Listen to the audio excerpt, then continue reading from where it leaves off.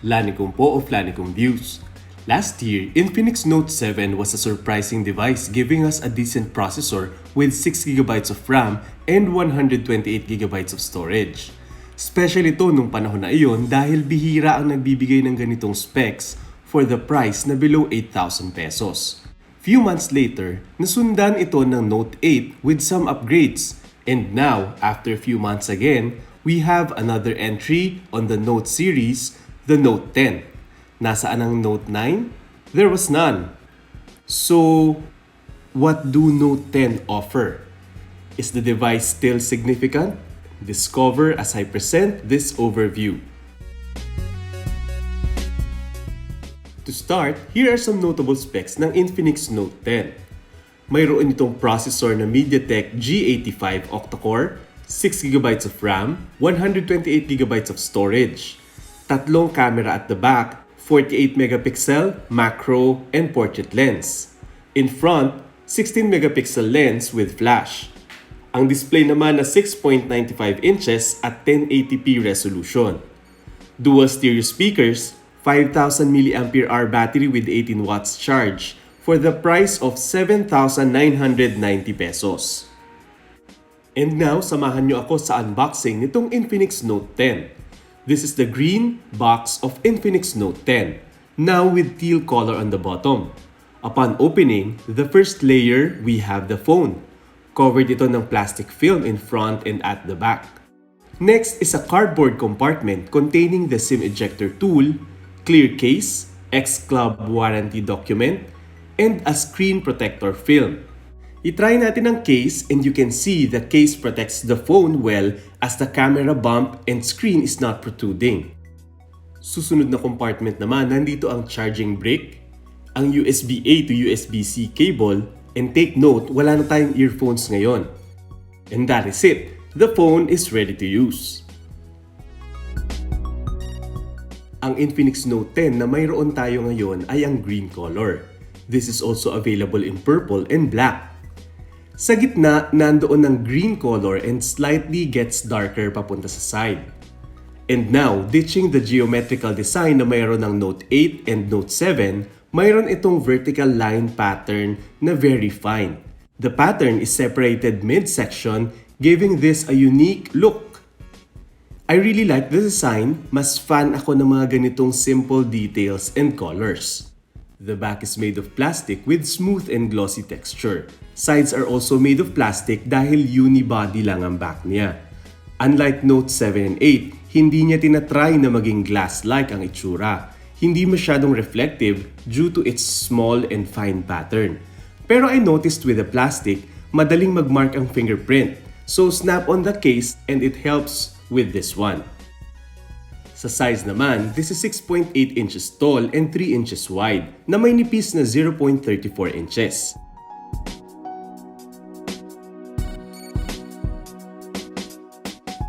At ngayon tignan naman natin ang mga makikita natin sa sides ng phone. Sa bottom part, the headphone port, the microphone, USB-C port for charging and data transfer, and the primary loudspeaker. We do not have anything on the top here. Sa left side ng phone, we have the SIM tray and the keyhole. Meron itong dual SIM tray and dedicated slot para sa micro SD card. On the right side, the power button and also it functions as fingerprint scanner. And here are the volume keys. Sa back, we have 3 cameras. A LED flash with some text about the camera. The cluster is enclosed on a rounded rectangular bump. And here at the lower corner is the printed Infinix logo. Sa front naman, ang glass screen with no branding specified by Infinix. I noticed that the bezels are now smaller than before. Front-facing camera is now at the top center. We have the ambient light and proximity sensor around here, and at the topmost, the ear speaker that doubles as the secondary loudspeaker, and the front-facing flashlight here that also doubles as a charging indicator. Ang Infinix Note 10 ay mayroong 6.95 inches IPS display measured diagonally. Yes, now mayroon na tayong 1080p resolution.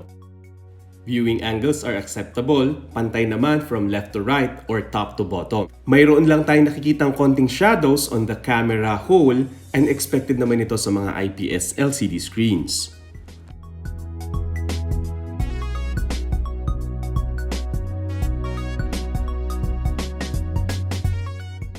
We have a hole on the upper center and the display gives good colors and very crisp naman ito. You can notice the upgraded screen clarity dahil mas malinaw na ito sa mataas na resolution. The brightness is average, the screen color is also average. At almost 7 inches, you can feel a wider space for your mobile tasks and when you are watching videos and playing games. Ang Infinix Note 10 ay mayroong dual loudspeaker. The main speaker and the ear speaker functions as stereo loudspeakers. Nasanay na ako sa stereo speakers on mobile phone and mas immersive nga naman ang experience nito. And also, definitely mas malakas ang sound dahil dalawa ang speaker. We have DTS sound enhancement native in the operating system. There are other phones na mas punchy ang loudspeaker sound like the one on the iPhones, but this setup is very decent. Whenever I look for phones, lalo na for my personal use, mas gusto ko yung mayroong dual loudspeaker. There is something satisfying listening to stereo sounds. I hope nakatulong ito para ma-experience ninyo ang phone sa panonood lamang. Subscribe to Lanicom Views, follow nyo din sa FB, Twitter, and Instagram ang Lanicom Views. Comment kayo at pag-usapan natin ang mga views ninyo and learn from each other. This is And primarily as a communication device, it can connect to 2G, 3G, and 4G cellular networks. Wala pa tayong 5G ngayon dito. For Wi-Fi, it is dual band capable of 2.4 and 5 GHz, and it can also function as Wi-Fi hotspot. It can connect sa Bluetooth. It has several sensors equipped, GPS for location, G-sensor, compass, proximity sensor, ambient light, accelerometer, gyroscope, and ang fingerprint scanner. Ang fingerprint scanner works quite fast and it is mounted on the right side of the phone. Sa battery and charging, ito ay may 5,000 mAh battery. On casual use, full day kayang-kaya na. I used it watching YouTube on Wi-Fi for 1 hour and it consumed 11% of its battery. 18-watt X-Charge can charge the phone around 2 hours and 30 minutes from 0 to 100%. We have a Type-C port for charging. Infinix Note 10 is running Android 11 with XOS as customization.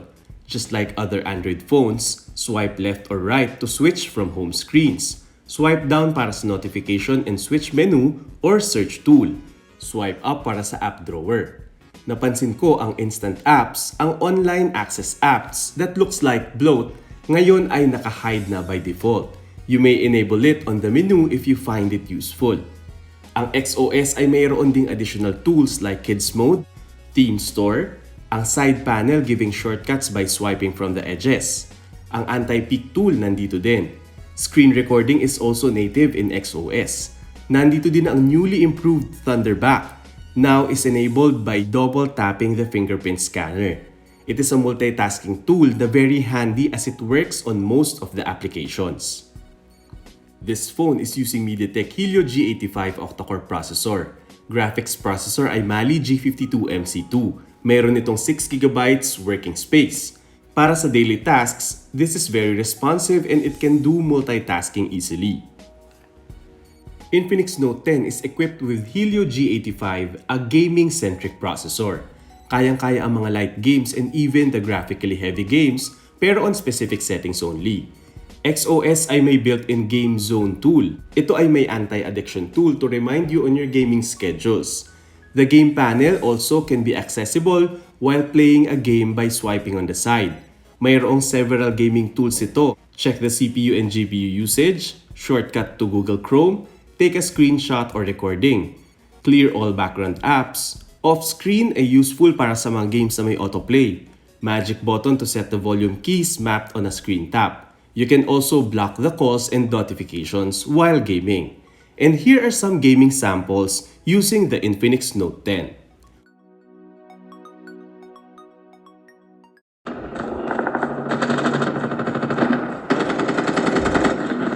Take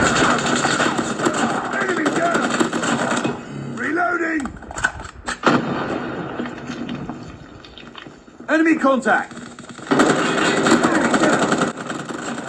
On Call of Duty Mobile, it can do high frame rate at wala akong naging problem while playing this one.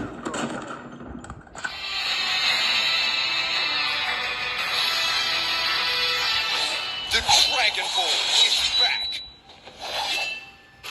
On Mobile Legends, it can do high settings with high frame rate.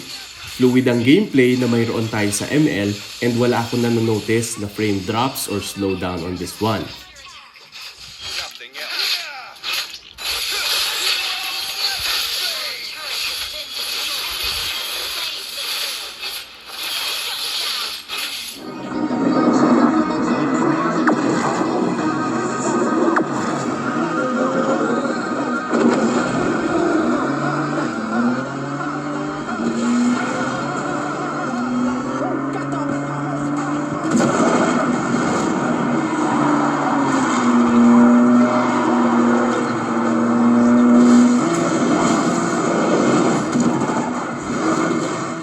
Ngayon punta naman tayo sa photography. This phone ay mayroong total of 4 cameras. At the back, 48 megapixel main camera, 2 megapixel macro, and 2 megapixel portrait camera, aided with LED flash. Sa front naman, we have 16 megapixel camera na mayroon ding LED flash. Ang camera software ay may several camera tools. Sa topmost, nandito ang settings to adjust the picture size and capture tools. On top, you can toggle flash, HDR, aspect ratio, and apply some filters. On the lower part, you can toggle the macro lens. You can swipe from left to right to change the camera modes or simply swipe up for the full menu. Let me enumerate the camera modes. Nandito ang short video, AI cam, beauty, portrait, super night, AR shot, slow motion, panorama, document scanner, pro mode, and time lapse. And here are some sample for your reference. Generally, sa main camera, natural naman ang colors. May good color balance.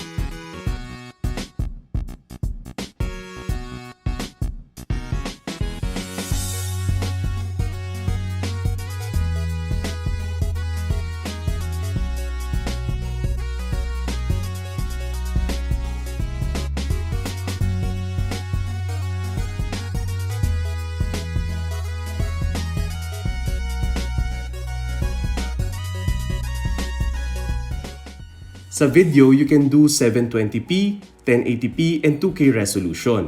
Napansin ko sa video mode, meron tayo ngayong beauty mode and bokeh effect while taking the video. Wala tayong super steady mode ngayon compared noon sa Infinix Note 8. Ito ngayon ang video sample ng Infinix Note 10. I'm taking on 1080p resolution. And also, kung mapapansin nyo, wala na ang ultra steady mode.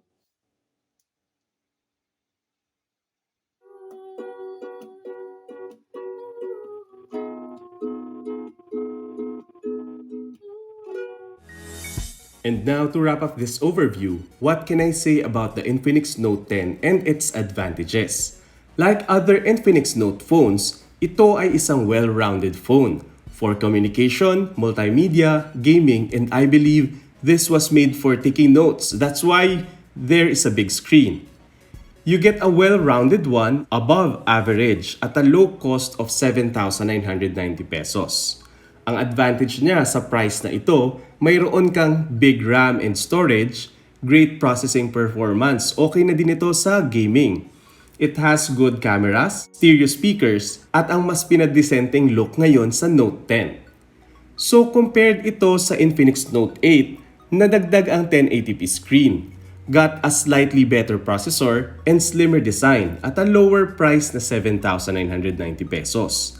Napansin din ninyo siguro na may ilan sa mga nawala mula sa Note 8 na maaaring makatulong din ito to lower the cost. Wala na ang secondary front-facing depth camera, ang fourth camera that usually the AI camera ang tawag ng Infinix. Napalitan din ang super steady video ng beauty video. It has a slightly smaller battery capacity and wala na ring inclusion ng free earphones. A charming, well-rounded phone that will satisfy your base needs for connectivity.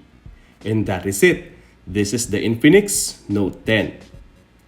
I hope nakatulong ito para ma-experience ninyo ang phone sa panonood lamang. Subscribe to Lanicom Views. Follow nyo din sa FB, Twitter, and Instagram ang Lanicom Views. Comment kayo at pag-usapan natin ang mga views ninyo and learn from each other. This is Lanicom of Lanicom Views. Hanggang sa muli!